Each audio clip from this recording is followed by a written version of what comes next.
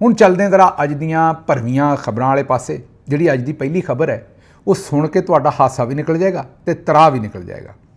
ਉਹ ਖਬਰ ਹੈ ਕਿ ਇੱਕ ਜੱਜ ਸਾਹਿਬ ਦੇ 2 ਸੇਬ ਚੋਰੀ ਹੋ ਗਏ। ਕੀ ਚੋਰੀ ਹੋ ਗਿਆ? 2 ਸੇਬ ਜੱਜ ਸਾਹਿਬ ਦੇ ਚੋਰੀ ਹੋ ਗਏ। ਹੁਣ ਇੱਕ ਤੇ ਮੁੰਡੇ ਜਿਹੜੇ ਨਾ ਦੰਦ ਕੱਢਣ ਲੱਗ ਪੈਂਦੇ ਨੇ, ਭਾਈ ਜੀ ਖਾਣ ਵਾਲੇ ਸੇਬਾਂ ਦੀ ਗੱਲ ਕਰਨ ਡਏ ਆ, ਤੁਸੀਂ ਪਤਾ ਨਹੀਂ ਕਿੱਧਰ ਦੇ ਕਿੱਧਰ ਅੱਪੜ ਜਾਂਦੇ ਹੋ। ਮੈਂ ਕੋਈ ਜਿਹੜੇ ਮੇਰਾ ਮਤਲਬ ਹੈ ਕਿ ਉਹ ਆਰਟੀਫੈਕਟਸ ਜਾਂ ਕੋਈ ਡੈਕੋਰੇਸ਼ਨ ਪੀਸਾਂ ਦੀ ਗੱਲ ਨਹੀਂ ਕਰ ਰਿਹਾ ਕਿ ਉਹ ਬੜੇ ਮਹਿੰਗੇ ਕੋਈ ਮਾਰਬਲ ਦੇ ਬਣੇ ਹੋਏ ਜਾਂ ਕੋਈ ਕ੍ਰਿਸਟਲ ਦੇ ਬਣੇ ਹੋਏ ਸੇਬਾਂ ਦੀ ਗੱਲ ਨਹੀਂ ਕਰ ਰਿਹਾ। ਅਗਰ ਉਹ ਵਾਕਈ ਕੋਈ ਬੜੇ ਮਹਿੰਗੇ ਇਹੋ ਜਿਹੀ ਸ਼ੈ ਹੁੰਦੀ ਤਾਂ ਸਮਝ ਆਉਂਦੀ।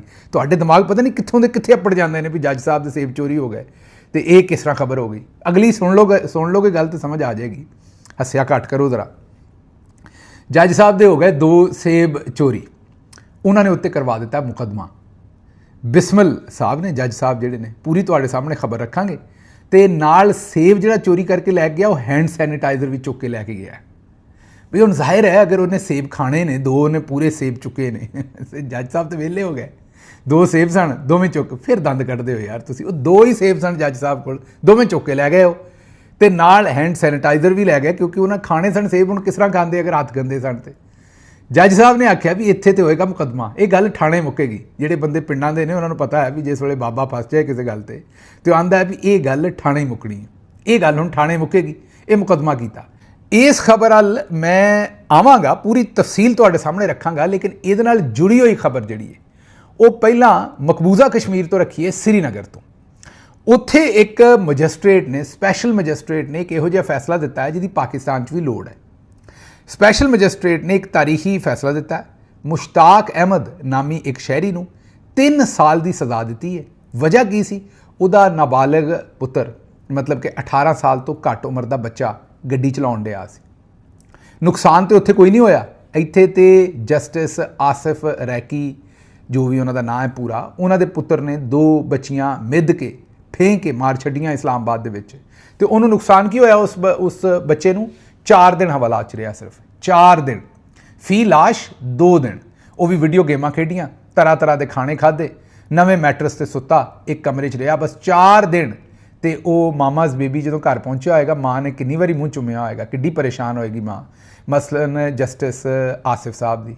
ਆਓ ਫਿਰ ਮੈਂ ਔਰ ਤੁਸੀਂ ਦਰੂਦ ਸ਼ਰੀਫ ਪੜ੍ਹ ਕੇ ਦੁਆ ਕਰੀਏ ਕਿ ਅਗਰ ਤੇ ਵਾਕਈ ਇਨਸਾਫ ਹੋਇਆ ਹੈ ਜਸਟਿਸ ਆਸਿਫ ਸਾਹਿਬ ਦੇ ਨਾਲ ਤੇ ਉਹਨਾਂ ਦੇ ਪੁੱਤਰ ਦੇ ਨਾਲ, ਉਹਨਾਂ ਬੱਚੀਆਂ ਦੇ ਨਾਲ, ਫਿਰ ਤੇ ਸਭ ਕੁਝ ਠੀਕ ਹੀ ਰਹੇ। ਅੱਲਾ ਇਹਨਾਂ ਨੂੰ ਜ਼ਿੰਦਗੀਆਂ ਵੀ ਦੇਵੇ, ਜਵਾਨੀਆਂ ਵੀ ਮਾਣਨੇ। ਤੇ ਜੇ ਇਨਸਾਫ ਨਹੀਂ ਹੋਇਆ, ਧੱਕਾ ਹੋਇਆ, ਤੇ ਫਿਰ ਆਓ ਫਿਰ ਦੁਆ ਕਰੀਏ ਵੀ ਖਤਰਨਾਕ ਤਰੀਨ ਬਦਦੁਆ ਜਿਹੜੀ ਹੈ ਉਹ ਇਸ ਟੱਬਰ ਨੂੰ ਲੱਗੇ, ਇਹ ਇਸੇ ਦੁਨੀਆ 'ਚ ਪਾਉਣ।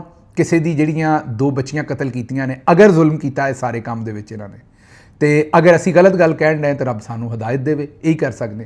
ਕਿਉਂਕਿ ਹੁਣ ਬਦਦੁਆਵਾਂ ਦੇਣ ਤੇ ਕੰਮ ਆ ਗਿਆ ਤੇ ਇਹਨਾਂ ਨੂੰ ਸ਼ਰਮ ਦਿਵਾਉਣ ਤੇ ਕੰਮ ਆ ਗਿਆ, ਬਾਕੀ ਤੇ ਕੋਈ ਨਹੀਂ ਸੁਣਦੇ। ਦੂਸਰੇ ਪਾਸੇ ਜਿਹੜਾ ਮਕਬੂਜ਼ਾ ਕਸ਼ਮੀਰ ਦੇ ਵਿੱਚ ਮੈਜਿਸਟ੍ਰੇਟ ਹੈ, ਉਹ ਗੌਰ ਕਰੋ ਕਿ ਕਿਹੜਾ ਫੈਸਲਾ ਕਰਨ ਡਿਆ। ਉਹ ਫੈਸਲਾ ਇਹ ਕਰਨ ਡਿਆ ਹੈ ਕਿ ਮੁਸ਼ਤਾਕ ਅਹਿਮਦ, ਜਿਹੜਾ ਕਿ ਜ਼ਿੰਮੇਦਾਰ ਬਣਾ ਦਿੱਤਾ ਗਿਆ ਆਪਣੇ ਨਾਬਾਲਗ ਬੱਚੇ ਦੀ ਡਰਾਈਵਿੰਗ ਦਾ। ਪਾਕਿਸਤਾਨ ਦੇ ਵਿੱਚ ਤੇ ਜੱਜ ਸਾਹਿਬ ਜ਼ਿੰਮੇਦਾਰ ਬਣਨ ਦੀ ਬਜਾਏ, ਇਹਨਾਂ ਨੂੰ ਸਜ਼ਾ ਹੋਣ ਦੀ ਬਜਾਏ, ਉਹਨਾਂ ਗੁੰਡਾਗਰਦੀ ਨਾਲ ਆਪਣੇ ਪੁੱਤਰ ਨੂੰ 4 ਦਿਨਾਂ ਦੇ ਵਿੱਚ ਛੁਡਾ ਲਿਆ, ਕੰਮ ਹੀ ਮੁਕਾ ਦਿੱਤਾ। ਉੱਥੇ ਗੌਰ ਕਰੋ ਕਿ ਮੈਜਿਸਟ੍ਰੇਟ ਨੇ ਮੁਸ਼ਤਾਕ ਅਹਿਮਦ ਨੂੰ 3 ਸਾਲ ਕੈਦ, 25,000 ਰੁਪਏ ਜੁਰਮਾਨਾ, 2 ਲੱਖ ਰੁਪਏ ਦੇ ਸਿਕਿਉਰਿਟੀ ਬਾਂਡ ਦੀ ਸਜ਼ਾ ਸੁਣਾਈ। ਅਦਾਲਤ ਦੇ ਵਿੱਚ ਮੁਸ਼ਤਾਕ ਅਹਿਮਦ ਨੇ ਜੁਰਮ ਕਬੂਲ ਕੀਤਾ ਕਿਉਂਕਿ ਕੋਈ ਐਸਾ ਹਾਦਸਾ ਨਹੀਂ ਹੋਇਆ ਕਿ ਕੋਈ ਬੰਦਾ ਵੀ ਜ਼ਖਮੀ ਨਹੀਂ ਹੋਇਆ ਤੇ ਕੋਈ ਬੰਦਾ ਥੱਲੇ ਆ ਕੇ ਮਰਿਆ ਵੀ ਨਹੀਂ। ਇਸ ਵਾਸਤੇ ਜਿਹੜਾ ਨਾਬਾਲਗ ਬੱਚਾ ਸੀ ਉਹਨੂੰ ਅਦਾਲਤ ਨੇ ਵਾਰਨਿੰਗ ਦੇ ਕੇ ਛੱਡ ਦਿੱਤਾ ਔਰ ਆਖਿਆ ਵੀ ਅੱਗੋਂ ਗੱਡੀ ਚਲਾਈ ਤੇ ਤੈਨੂੰ ਵੀ ਜੇਲ੍ਹ 'ਚ ਪਾਵਾਂਗੇ।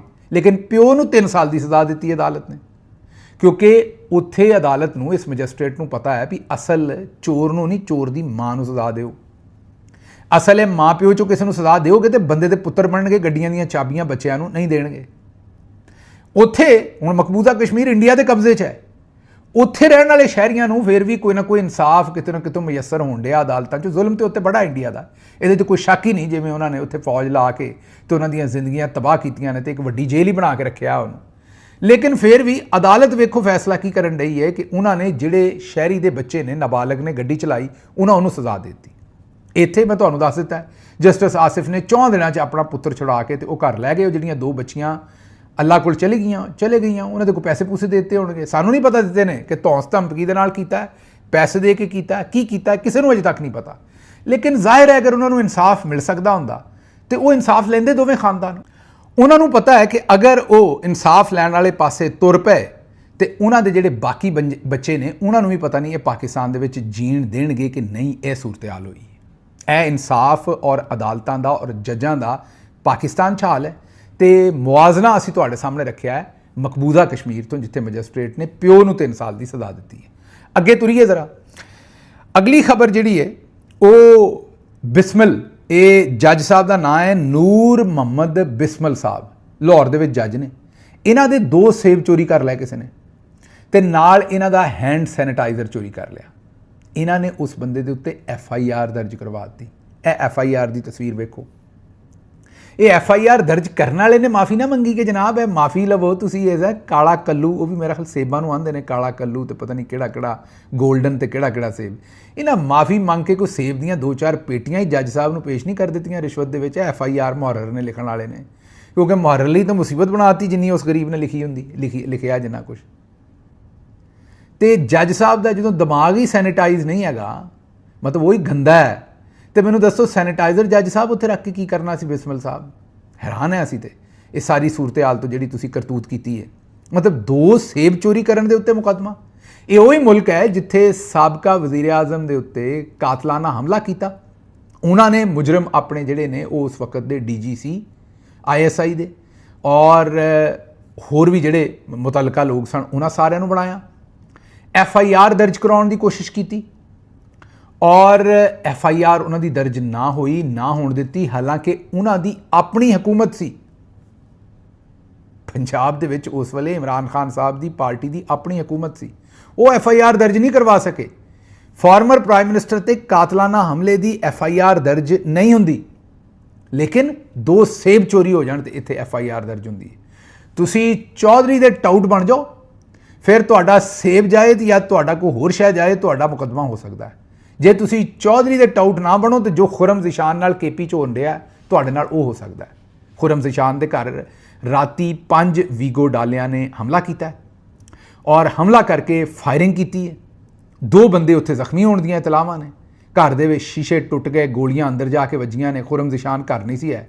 हुण साडे जरनैलां ने KP दे विच भी अग लाउण दा पूरा फैसला कर लिया। अगली खबर वाले पासे जाने मेरे नाल रल के जरा लानत भेज लो जज साहब नूं भी ते FIR देण वालियां नूं भी ते इस पूरे निज़ाम नूं। ये जिहड़ा निज़ाम ते वो दूजे वड्डे जज साहब नूं भी हाई कोर्ट दे जिन्हां दे बच्चे ने दोहरा कतल किया और वो 4 दिनों के निकल के इंज मक्खण चो वाल भी इंज नहीं निकलता जिमें वो बच्चा निकल के ते आ गया तो ना किसी ने जज नूं पुछया। अच्छा मज़े की गल है, रिपोर्ट ये भी हो रहा भी जी गड्डी है जज कोल वो भी लोग क्लेम कर रहे हैं कि नॉन कस्टम पेड है। खैर अगे चलो जी, अगली खबर यह है कि पंजाब दे विच एक नवीं लुटमार ते स्कैंडल सामने आया। ज़रा गौर ना सुनना जी। स्कैंडल ये है कि हार्ट दियां सर्जरियां मजमूई तौर पर हुई 7111। किनियां 7111 हार्ट दियां सर्जरियां हुई। जिहड़े प्राइवेट हस्पताल ने उन्हां दे विच सर्जरियां हुई 2235। ये 7111 7111 ਦੇ ਵਿੱਚੋਂ 2235 2235 सर्जरियां प्राइवेट हस्पतालों च होईयां। सरकारी हस्पतालों च होईयां 4876 4876 सर्जरियां। हुण ज़रा अगे कार्रवाई नोट करना, तुहानूं पता लगेगा भी माल बन किस तरह डिया पंजाब दे विच ते लुटमार गरीब दे नाल किस तरह कर रहे हैं। ज़रा सुनो।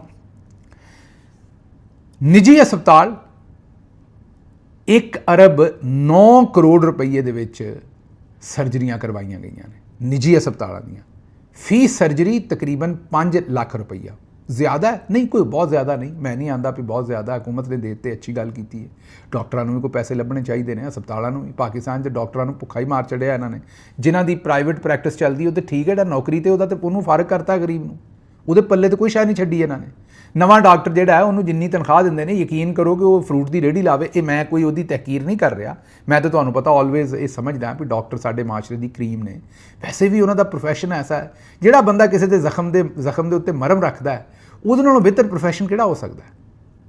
ये तो एक तुसीं यही आखो ना कि एक रब की जिहड़ी मखलूक है उहदी जिहड़ा तकलीफ घट करदा है वो रब के करीब तो होएगा ना। चलो वो जिहड़े गुनाह सवाब ने वो जवाब तो उन्हें आपे देने ने रब नूं, लेकिन वो साडे नालों तो चंगा काम करन दिया ना। ਕਿਸੇ ਦੀ ਤਕਲੀਫ ਜਿਹੜੀ ਉਹਦਾ ਦਵਾ ਦਾਰੂ